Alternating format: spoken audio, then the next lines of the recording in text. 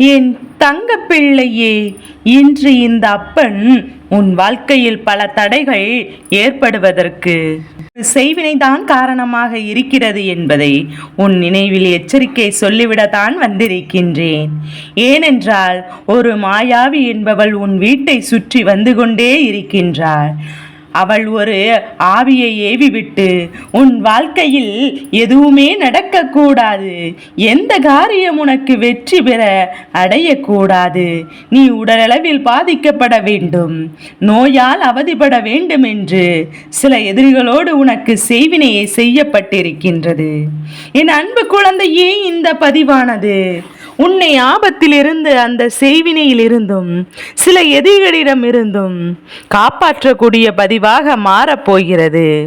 அப்பன் சொல்லக்கூடிய ஒரு சிறிய காரியத்தை நீ இப்போது செய்துவிட்டால் போதும்.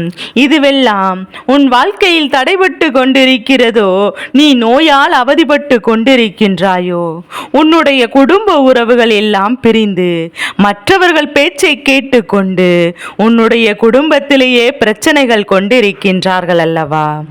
அது மட்டுமல்ல, உன்னுடைய உறவு உன்னை தேடி வரக்கூடிய அளவிற்கு எல்லா விஷயங்களையும் தான் மாற்றி கொடுக்க போகின்றேன். அதனால் இந்த பதிவினை நீ எவ்வளவு முக்கியத்துவம் கொடுத்து கேட்க வேண்டுமோ அதன்படி நீ கவனமாக கேட்டு அப்பன் சொல்வதை செய்துவிட்டால் போதும். நிச்சயமாக இந்த ஆத்மாவானது உன் வீட்டிற்கு வெளியே சுற்றி கொண்டிருக்கிறதல்லவா, அது உன்னுடைய வாழ்க்கையில் மறுமுறை தேடி வராது. அதுபோல இனிமேல் எந்த ஒரு செய்வினையாக இருந்தாலும் உனக்கு உன் வாழ்க்கையில் பலிக்காது. என் தங்க பிள்ளையே, இந்த கருப்பண்ண சாமி சொல்வதை நீ கவனமாக கேட்க வேண்டும். கேட்ட பிறகு அதை நீ அப்படியே செய்துவிட வேண்டும். இந்த அப்பன் சொன்னது எல்லாம் உன்னுடைய வாழ்க்கையில் நடக்கிறது என்றால் அதை நீ செய்யாதே, செய்தே ஆக வேண்டும் என்று. அப்படி செய்தால்தான் உன்னுடைய பிரச்சனைகளுக்கெல்லாம் தீர்வு கிடைக்கும், உனக்கு நிம்மதியும் கிடைக்கும். இந்த கருப்பண்ண சாமி ஒவ்வொரு தருணத்திலும் உன்னுடைய வாழ்க்கையில் வந்து சில விஷயங்களை எல்லாம் செய்து உன்னை காப்பாற்றி கொண்டுதான் இருக்கிறேன், இனியும் காப்பாற்றி கொண்டுதான் இருப்பேன். என் வார்த்தைகள் மீது நம்பிக்கை கொண்டு என் அன்பும் பக்தியும் உனக்கு செயல்படும். இந்த கருப்பண்ண சாமி வாக்கு பலித்தது என்பதை நீ மறந்துவிடக் கூடாது. என் தங்க பிள்ளையே, எப்போதுமே ஒரு கை தட்டினாள் ஓசை எழும்பாது, இரு கைகள் சேர்ந்து தட்டினால் மட்டும்தான் ஓசை எழும்பும். உன்னை பற்றி நான் மட்டுமே சிந்தித்து கொண்டிருந்தாய், உன் இல்லத்தில் எதுவும் நடக்காது. என் அன்பு பிள்ளையே, உன்னுடைய செயல்பாடுகள் சரியாக இருந்தால்தான் உனக்கும் நன்மை விளைவிக்கும் என்பதை நீ ஞாபகம் வைத்துக்கொள். அப்பனது வார்த்தைகளை கேட்டு நீ செய்த பிறகே என்னுடைய ஆட்டங்கள் எல்லாம் அந்த இடத்தில் தொடங்கும். அதன் பிறகு வெற்றி உனக்கே கிடைக்கும். அதனால் இந்த வாக்கினை நீ கவனமாக கேட்க வேண்டும். என் தங்க பிள்ளையே, உன் வாழ்க்கையில் நான் சொல்வது எல்லாம் நடக்கிறது. முதலில் கேள், பிறகு இரண்டாவது விஷயம் நான் என்ன செய்ய வேண்டும் என்று உன்னிடத்தில் சொல்லிவிடுகிறேன். ஒவ்வொரு தருணத்திலும் சில நோயால் நீ அவதிப்பட்டு கொண்டிருக்கின்றாய். ஆரம்ப கட்டத்தில் உன்னுடைய உறவும் உன்னுடைய குடும்பமும் உன் பேச்சை மட்டும்தான் கேட்டது. ஆனால் சில நாட்களாக உன்னை எதிரியாக உன்னுடைய குடும்ப உறவுகள் பார்க்க தொடங்கிவிட்டது. அதுபோல என் தங்க பிள்ளையே, ஒவ்வொரு தருணத்திலும் நீ எந்த ஒரு காரியத்தை எடுத்தாலும் அது தடைமேல் தடையாக ஏதாவது ஒரு வகையில் வந்து கொண்டே இருக்கின்றது. வாழ்க்கை அப்படியே பள்ளத்திலே இருக்க வேண்டும் என்று சிலர் சூழ்ச்சிகள் செய்து உன்னை இப்படி ஒரு நிலையில் தள்ளி இருக்கிறார்கள். என் தங்க பிள்ளையே, உனக்கு தெரிந்த ஒருவர் இதையெல்லாம் செய்து கொண்டிருக்கின்றார். மிகுந்த மனவேதனை தருகின்றது. அதுபோல அடிக்கடி சில நேரங்களில் உனக்கு உடல் உபாதைகளும் வாழ்க்கையில் ஏற்பட்டு வருகின்றது. மன பிரச்சனைகள் எதுவாக இருந்தாலும் ஒரு நொடி கூட அந்த மனமானது நிம்மதியாக இல்லை. உன் வாழ்க்கையில் எப்போதும் நல்லது நடக்கும் என்று ஏங்கி நீ காத்து கொண்டிருக்கின்றாய்.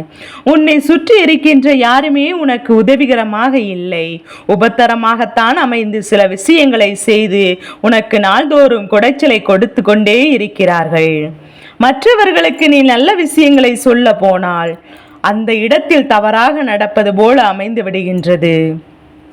இப்போது சாதாரணமாக பேசிய நபர்கள் எல்லாம் உனக்கு எதிரியாக மாறிவிட்டார்கள். உனக்கு உதவுகிறேன் என்று சொன்னவர்கள் எல்லாம் இப்போது என்னால் உதவ முடியாது என்று கைவிரித்து விட்டார்கள் அல்லவா? இப்படியான பிரச்சனை தான் நீ இப்போது அதிகமாக சந்தித்து கொண்டிருக்கின்றாய். இதற்கெல்லாம் காரணம் என்ன தெரியுமா? உனக்கு ஒரு நபர் செய்வினையை செய்து உன் இல்லத்திற்கு வெளியே புதைத்து வைத்துவிட்டு சென்று விட்டார்கள். அந்த செய்வினையின் ஆத்மாவானது எல்லோரையும் உன் இல்லத்தில் நுழைய விடாமல், அதேபோல் அந்த விஷயமானது உன்னை நோய்வாய்ப்பட்டு படுக்கையில் தள்ளிவிட வேண்டும் என்று இத்தனை விஷயங்களையும் செய்து கொண்டிருக்கின்றது.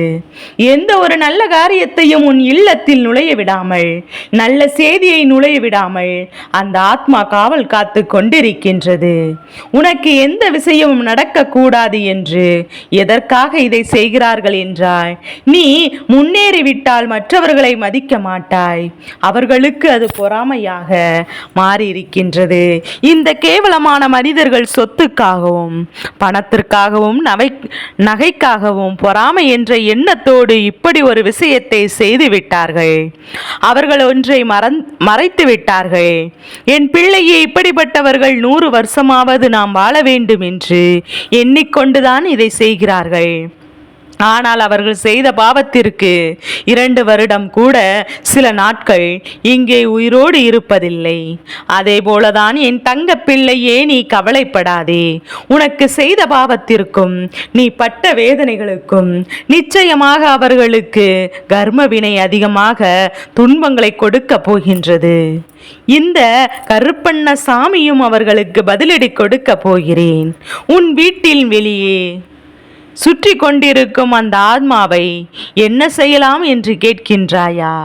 என் அன்பு பிள்ளையே, இந்த கருப்பண்ண சாமி நான் எதுவும் செய்யாமல் இருந்து விடுவேனா?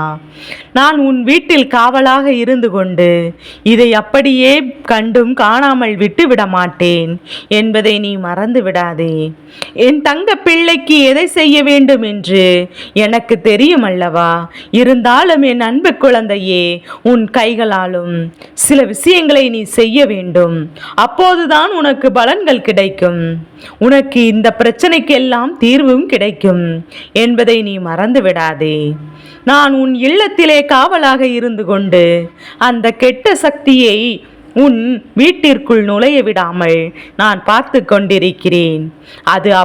அது அறவே சாம்பலாக போக வேண்டுமென்றால், அது அழிய வேண்டுமென்றால் இந்த கருப்பண்ண சாமி சொன்ன விஷயத்தை நீ செய்துவிட வேண்டும் என்றால் வெள்ளிக்கிழமை நான் சொல்வதை செய்ய வேண்டும். என் தங்கமே, வெள்ளிக்கிழமை, செவ்வாய்க்கிழமை மாலை 6 மணி, 7 மணி அல்லது இரவு 8 மணி நீ இதனை செய்ய வேண்டும். இந்த நேரத்தில் இதை நீ செய்தால் மட்டும்தான் உன் வீட்டை எந்த ஒரு நல்ல காரியங்களும் உள்ளே வரக்கூடாது, எந்த ஒரு நல்லதும் உள்ளே வரக்கூடாது என்று நீ வாழ்க்கையில் நோய் அவதிப்பட்டு இருக்க வேண்டும். அதேபோல் கஷ்டத்தில் இருக்க வேண்டும். எவ்வளவு பணம் சம்பாதித்தாலும் நீ ஏழ்மையாக இருக்க வேண்டும். உன்னுடைய செல்வம் வீரியமாக போக வேண்டும் என்று உன்னை தூற்றும் விதமாக தான் இருக்க வேண்டும் என்று கங்கணம் கட்டி கொண்டு அந்த ஆத்மா திரிந்து கொண்டிருக்கின்றதல்லவா? அந்த ஆத்மாவை விரட்டத்திற்காக நீ ஒரு விஷயத்தை செய்ய வேண்டும். என் அன்பு பிள்ளையே, அதுவும் எத்தனை நாட்களுக்கு தான் தேவையில்லாத ஆட்டங்களை எல்லாம் ஆடிக்கொண்டிருக்கும்? இதோ இந்த கருப்பண்ண சாமி நான் இருக்கிறேன் அல்லவா? அதை விரட்டி அடித்து சாம்பலாக்கி பஸ்மமாக்கி உனக்கு கொடுத்த கஷ்டத்திற்கு பலனாக அந்த ஆத்மாவிற்கும் அதை ஏவிவிட்ட மனிதர்களுக்கும் நான் பதிலடியை கொடுக்கத்தான் போகின்றேன். என் அன்பு பிள்ளையே, அந்த ஆத்மாவை ஏவிவிட்ட மனிதர்கள் இன்னும் ஒரு மாத காலகட்டத்திற்குள் உன் கண்களில் படத்தான் போகிறார்கள். அவர்களுடைய இல்லத்தில் ஒரு அபசூர காரியம் நடக்கப் போகின்றது. அப்போதே நீ புரிந்து கொள்வாய், இவர்கள்தான் இதை உனக்கு செய்தார்கள் என்று நீயாகவே உணர்ந்து கொள்வாய். இப்போது அப்பன் சொல்வதை நீ கேட்டு அதன்படி நீ செய்ய வேண்டும்.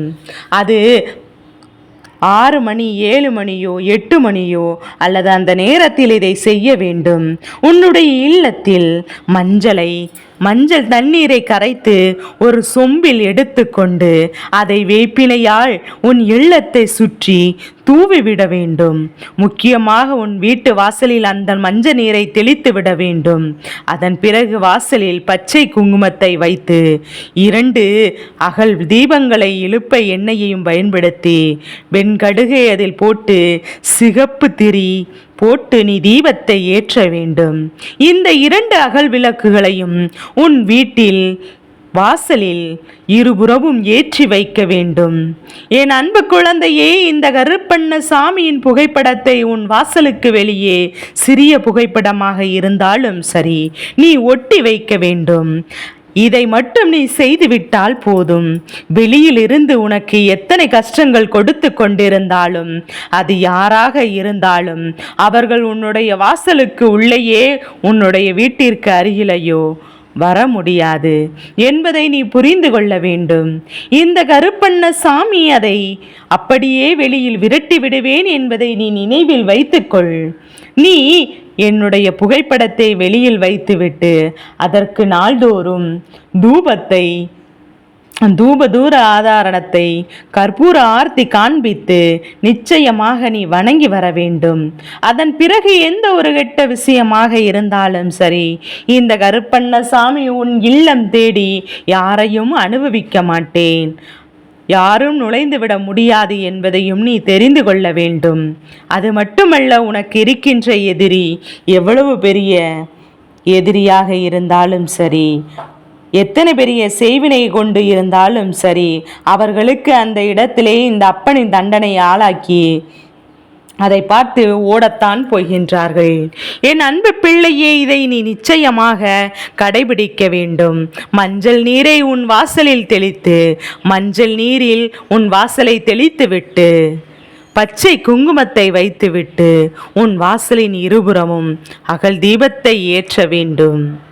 அந்த அகல் தீபத்திற்கு இழுப்பை எண்ணெயை பயன்படுத்த வேண்டும். வெண்கடுகை அதில் உள்ளே போட வேண்டும். சிகப்பு திரி கொண்டு அதை தீபத்தை பற்ற வைக்க வேண்டும். அது மட்டுமல்ல, உன்னுடைய வாசலில் ஒரு சிறிய அளவிலான புகைப்படத்தையாவது நீ வைக்க வேண்டும். நீ வெளியில் செல்லும் போது என்னுடைய புகைப்படத்தை நீ பார்த்துவிட்டு சென்றால் போதும். அது மட்டுமல்ல, என்னுடைய புகைப்படத்தை பார்ப்பவர்களுக்கு எதிர்மறையான எண்ணங்கள் ஒருபோதும் வந்துவிடாது.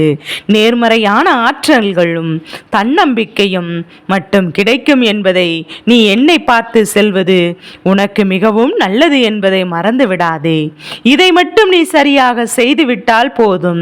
அதன் பிறகு உன்னுடைய இல்லத்திலும் சரி உன்னுடைய உள்ளத்திலும் சரி எந்த தீய சக்திகளும் உள்ளே நுழைய முடியாது. உனக்கு எந்தவித கெட்டத்தையும் செய்யவும் முடியாது. இந்த அப்பன் உனக்கு துணையாக இருந்து பாதுகாப்பு கவசமாக இருந்து உன்னை நான் நல்வழிப்படுத்தப் போகின்றேன். என் தங்க பிள்ளையே, எது உனக்கு நீண்ட நாட்களாக தடைபெற்று நின்று கொண்டிருக்கின்றதோ அந்த விஷயம், அதை அனைத்தையும் தடைகளை நீக்கி உனக்கு சுலபமாக இந்த கருப்பண்ண சாமி முடித்து தருவேன். உன் வாழ்க்கையில் நீ நினைத்தது அத்தனையுமே நடக்கப் போகின்றது. நீ நினைத்தது கஷ்டத்தில் இருந்தும் கடன் பிரச்சனைகளில் இருந்தும் நோய் பிரச்சனைகளில் இருந்தும் விடுபட போகிறாய். உன்னை சந்தோஷப்படுத்துவதற்கு உன் அப்பன் நான் துணையாக இருக்கிறேன். அதனால் நான் சொல்வதை வரும் வெள்ளி ஞாயிறு செவ்வாய்க்கிழமையில் கட்டாயமாக நீ செய்துவிட்டால் நிச்சயமாக நல்ல காரியம் நடக்கும். என் அன்பு குழந்தையே, தைரியமாக இரு. உன் அப்பன் கருப்பண்ண சாமி தற்காத்து கொண்டிருக்கின்றேன் என்பதை மட்டும் நீ நினைவில் வைத்துக்கொள்.